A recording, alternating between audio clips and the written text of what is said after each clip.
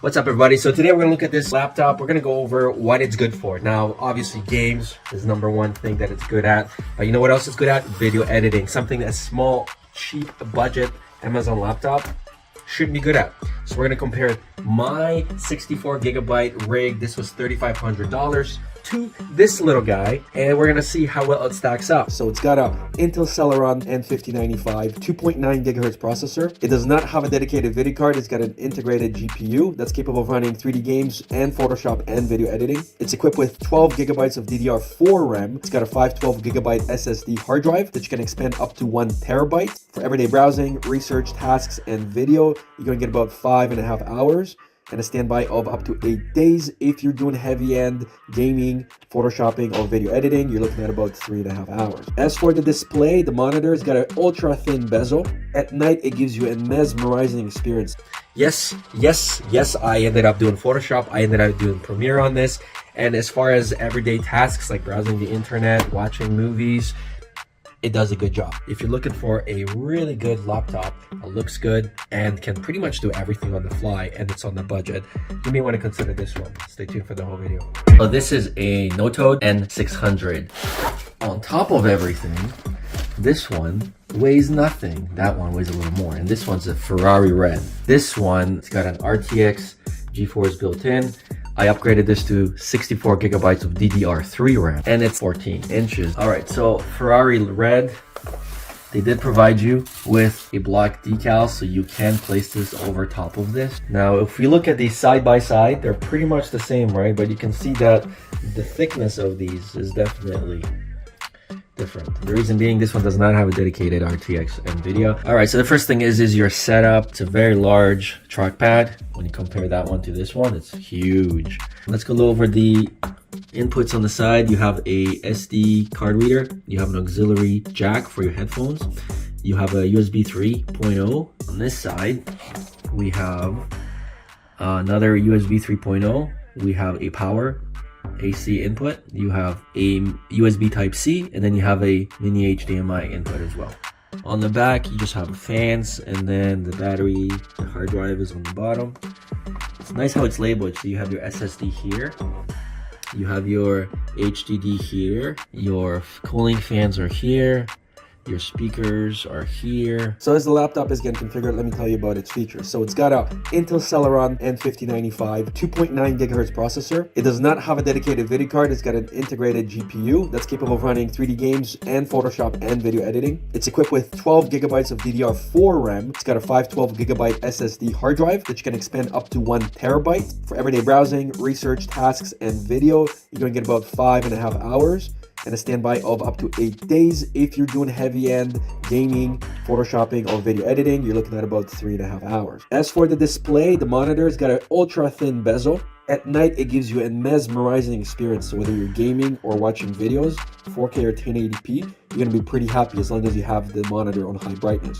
If it's dim, it's still good, but of course, vivid colors come out when it's full brightness. The first thing you're gonna notice is that the keys are quite high. The haptic feedback is actually quite good. It reminds me of a very old retro laptop. The trackpad itself is very large. You also have the full keyboard.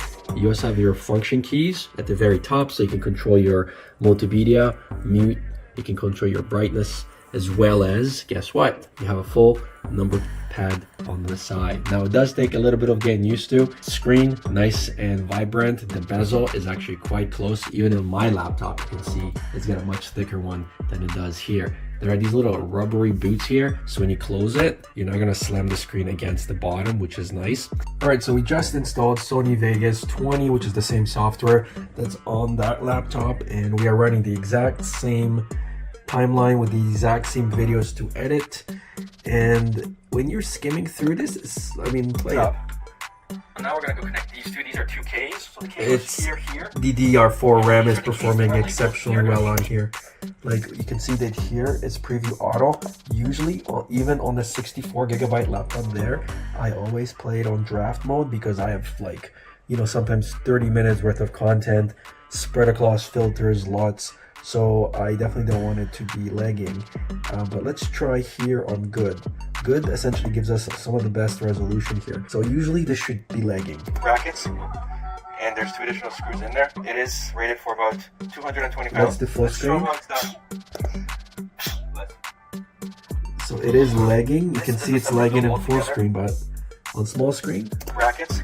goes a lot And better. there's 2 additional. I am very impressed. Like, I am extremely impressed with this. By the way, I'm not even plugged in right now. Usually when you plug in your laptop, you're gonna get more resources and more CPU power. All right, guys, so the ultimate test, in my opinion, is to test this laptop with this laptop and see how video editing compares. So again, this is the Celeron 12 gigabytes of DDR4 RAM. This one's got 64 gigs of DDR3 RAM. So I have the exact same video edit on here, and we're gonna basically render this out.